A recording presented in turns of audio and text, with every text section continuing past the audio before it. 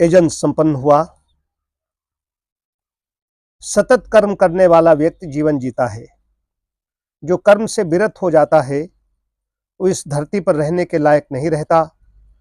जो कर्म नहीं करता उसे वेद धिक्कारता है, उसे दस्य बताता है, लुटेरा बताता है।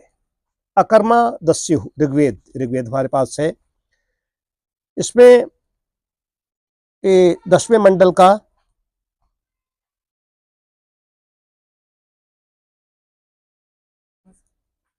अकर्मा दस्युरभिनो अमंतुरन्निवृतो अमानुषुः तुम तस्यामित्र हन्वधर्दा सम्मिदभय।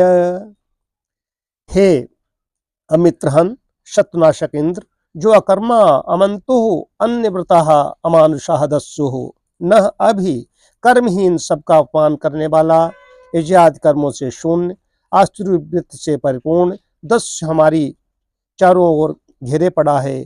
तुम तस्य दासस्य वधा दंभे, तो उस दस्य जात को दंड देकर विनष्ट कर। जो अकर्मा है, कर्मशील नहीं है।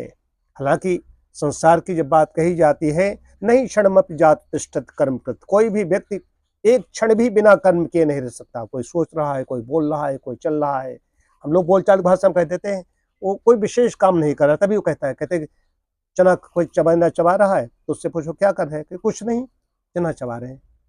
मूंगफली खा रहे हैं, कुछ नहीं, चाय पी रहे हैं। क्या कर रहे हैं, कुछ नहीं, बैठे। मतलब वो भी जानता है हम कुछ विशेष नहीं कर रहे हैं, तभी तो कहता है। लेकिन बराबर कर रहा, बैठे हैं, लेटे हैं, कोई भी व्यक्ति अकर्मा नहीं है। लेकिन इसमें भगवान कृष्ण गीता में अंतिम अध्याय में 18वें उसमें 3 श्लोक हैं इस पर। उसमें कर्म कैसे हैं, सुकर्म है, विकर्म है, अकर्म है, इस पर बड़ी विवेचना करते हैं।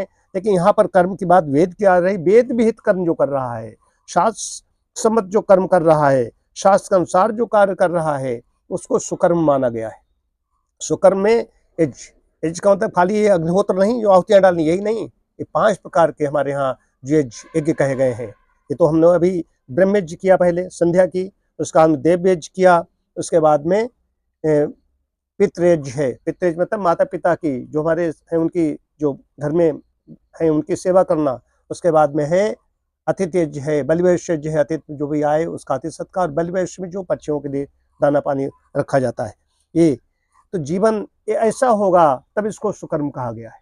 इसके लिए जो कर्म नहीं करता है, और फिर कर्म भी कैसे कर रहा है, कर्म है विकर्म है, निंदित कर्म कर रहा है, एकांत कर्म गलत काम कर रहा है, चोर है, मद्यप है, क्या नहीं, कोई नहीं जानता, चुपचाप कर्म ऐसे कर्म कर रहा है, तो उसके लिए दंड है, दंड का विधान है।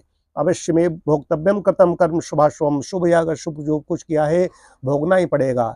लेकिन काम चोरी नहीं है, मक्कारी नहीं है। इसमें बात कह रहा है दस्यु हो, जो काम चोर है, जो खुद करना नहीं चाहता है, दूसरों से करवा रहा है, वो ऐसे गप गप खा रहा है, वो भी ठीक नहीं है। ऐसे बहुत मिल जाएंगे। और उस समय तो ऐसी व्यवस्था ही बनी हुई है कि सरकार भी उंगली उठानी पड़ेगी, सरकार भी सबको खिला रही है। ये अकर्मण्य बना रही है, अकर्मा बना रही है। अकर्मा दस्यु हो, वेद कह रहा है।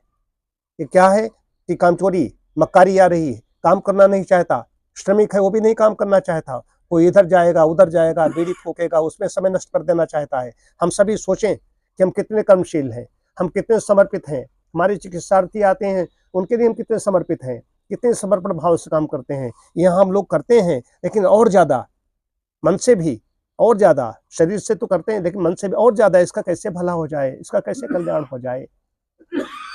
तो ये है। तो कर्मशील, जो कर्मशील है, आलसी के बारे में नीति शास्त्र में सब में भरे पड़े हैं। आलसी को न तो विद्या है, न धन है, न ज्ञान है, कुछ नहीं मिलता। वो बड़ा निरालस्य कहा गया है। जो निरालस्य है, आलसी नहीं है, उसको ही हर चीज की प्राप्त होती है। यहाँ पर भी सुख मिलता है, परलोक में भी सुख मिलता है। और जो लोग राम के ऐसे अभ्यस्त हैं, आराम के, कहते हैं आराम में तो राम शब्द छिपा हुआ है। आराम शब्द में राम छिपा जो भवबंधन को खोता है। वो कहते हैं आराम बड़ी अच्छी चीज है, कुछ मत कीजिए। आराम में राम शब्द निकल रहा है तो इससे अच्छी चीज क्या हो सकती है। बात यहाँ पर वो नहीं लागू होती, वो हास्य की बात हो जाती है। आराम शब्द में राम छिपा जो भवबंधन को खोता है, इसका ज्ञाता तो कोई बिरला योगी ही होता है। कहते हैं हम योगी हैं, हम आराम शब्द ज्ञाता इसलिए हम आराम कर रहे हैं। नहीं, अकर्मा दस्यु हो, जो कर्मशील नहीं है वो लुटेरा है, वो दस्यु है। ये वेद वाक्य है। इसलिए कर्मशील बनो, ज्यादा से ज्यादा कर्म करो। जो हमारे सामने कर्म है, नियत कर्म है, उसको अच्छी तरीके से करो, सुकर्म करो, अच्छे कर्म करो, साथ सम्मत कर्म करो, तो सब कुछ होगा। क्यों व्यथित है, क्यों दुखी है, क्यों घर में पीड़ा है, क्यों हाय हाय है, क्यों रोग है, क्यों शोक है, चिंतन करना पड़ेगा। इसका मतलब कहीं न कहीं कर्म में वो गड़बड़ी कर रहा है, कर्म में कोताही कर रहा है। कर्मशील व्यक्ति है, वो शास्त्र सम्मत कर्म करेगा तो सारे दुख कष्ट ऐसे चले जाएंगे जैसे अंधड़ कोई आई, आंधी आई तो थोड़ी देर लगा और सारे सब उड़ा ले गई। इस तरीके से आते हैं और चले जाते हैं, पता नहीं चलता। मैंने स्वयं देखा है, मैं अनुभूत करता हूँ। और यहाँ सबने देखा, हमारे बारे में स्वयं उदाहरण बैठा हुआ, सबने देखा, अंधड़ आया और उड़ा ले गया, सारे रोग दुख सब खत्म। तो कर्मशील बनना है हम लोगों को।